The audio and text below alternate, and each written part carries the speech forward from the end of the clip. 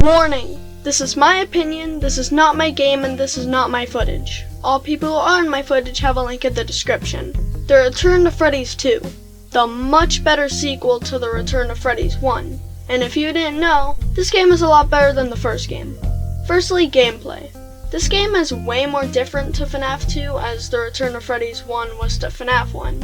I mean, sure, the game has the basics of a FNAF 2 fan game. There's a huge hallway in front of you, and there's stuff you'll have to wind up to live.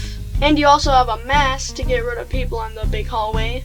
But there's also a few differences. Similar to the first Return to Freddy's game, you have your own mask on a toxic meter, goes up while you have it, so that sucks.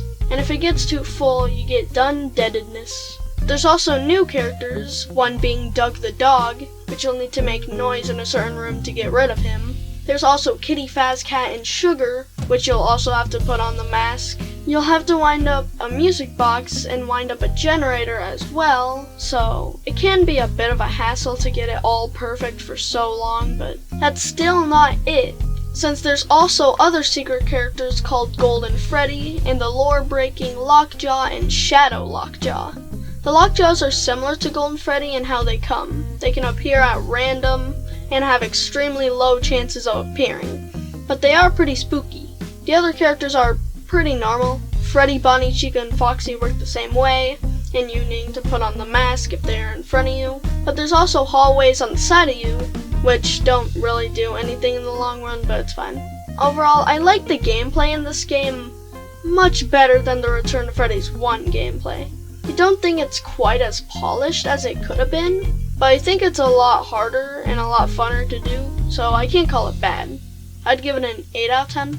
Secondly, the minigames. This would usually be the story section of the video, but the minigames are essentially what make the story in this game, so I'll just talk about these.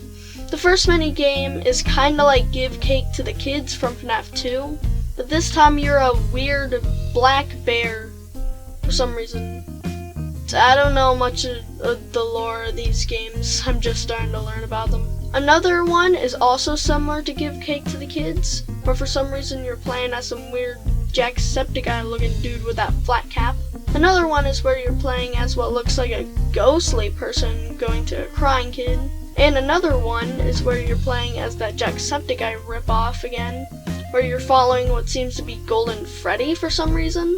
The last one is where you're playing as what seems to be Shadow Lockjaw as a glitchy dude. And you'll have to clip out of the building to reach the crying kid outside, and it ends.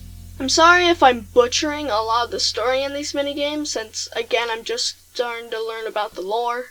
But anyway, these minigames are pretty interesting, so I'd give them a 9 out of 10. Overall, I like this game so much better than the original game. It's not a perfect game. It could get a lot more polished overall, but I still don't think it's terrible, so I'd give the game a 7 out of 10.